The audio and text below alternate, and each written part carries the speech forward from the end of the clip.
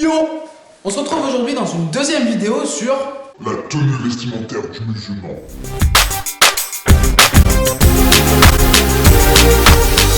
On associe souvent la confession musulmane à un accoutrement bien spécifique. Une djellaba pour les hommes et un voile plus ou moins gros pour les femmes. Mais est-ce réellement pertinent? Pas vraiment. Pour ne pas dire pas du tout.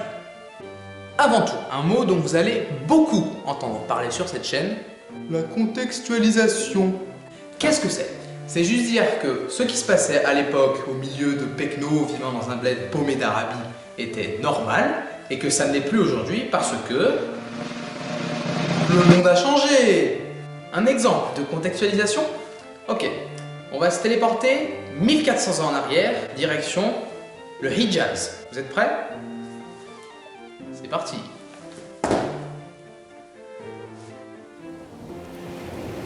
Ça se voit pas, mais on est arrivé. On est avant l'arrivée de l'islam. Dehors, il y a des tempêtes de sable en permanence. Du coup, pour s'en protéger, ça peut être sympathique de porter un petit fichu, un petit foulard qu'on va appeler khimar. C'est vrai, on parle de hijab dans le Coran. Les références sont dans la description. Mais hijab, ça veut pas dire foulard ni fichu, mais rideau. Pourquoi rideau? Déjà, quand le Coran a été écrit, c'était comme au bac de français, il y avait des métaphores partout. Et là, il faut imaginer que le rideau, c'est celui qu'on met pour se protéger du mal, de la corruption. Et certainement pas celui qu'on met pour se protéger des femmes. Ce serait totalement ridicule. Comme je l'ai dit, le foulard qu'on portait à l'époque était assez petit. Mais depuis, c'est étrangement parti en cacahuète avec le djilbab, ou le tchador, c'est l'équivalent iranien, le niqab et la burqa. Pourquoi c'est parti en cacahuète?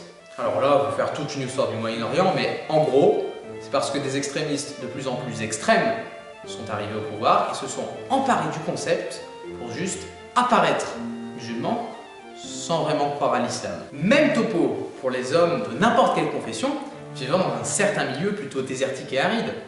Parce qu'avec un soleil de plomb qui tape, c'est plus agréable de porter une simple tunique de tissu qu'un gros manteau par exemple. Normalement, au Maroc, quand on veut paraître chic, on porte un sarwal, un jabadour, une gandoura, une djellaba et un bournous. Et là, c'est l'équivalent du costard-cravate. Mais chaque pays a sa propre mode. Quoi qu'il en soit, c'est complètement débile de vouloir imposer une tenue bien spécifique à l'ensemble des musulmans de la planète.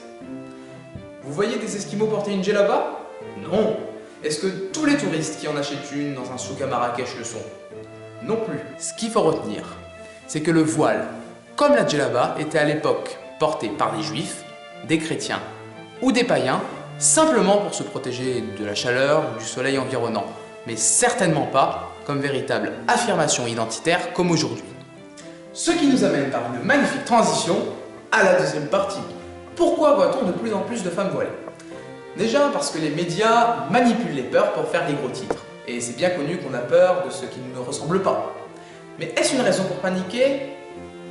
Pas du tout. Mais réfléchissons 5 secondes à pourquoi ces femmes portent un voile. Première explication, c'est parce qu'elles y sont forcées par leur mari, leur père ou leur frère, qui sont persuadés que c'est le meilleur moyen d'être une bonne musulmane ou un bon musulman. Deuxième explication, elles sont persuadées elles-mêmes que c'est le meilleur moyen. Alors qu'en fait, non, pas du tout. Pour être un bon musulman ou une bonne musulmane, il faut simplement pratiquer les 5 piliers de l'islam. Et enfin, vous savez cette loi qui interdit de porter un voile à l'école? Moi je veux bien, mais en attendant, le voile, ce n'est pas un signe religieux. Tout ça pour dire que la tenue du musulman n'existe tout simplement pas. Quand on pense au djellaba ou aux différents types de voiles qu'on a pu voir, ces vêtements sont en fait de simples vêtements, justement, qu'on porte pour se protéger du soleil ou de la chaleur environnante. Mais ce ne sont certainement pas des habits religieux, même si ça peut être chic et confortable. Voilà, c'est fini. On dit salam pour une prochaine vidéo.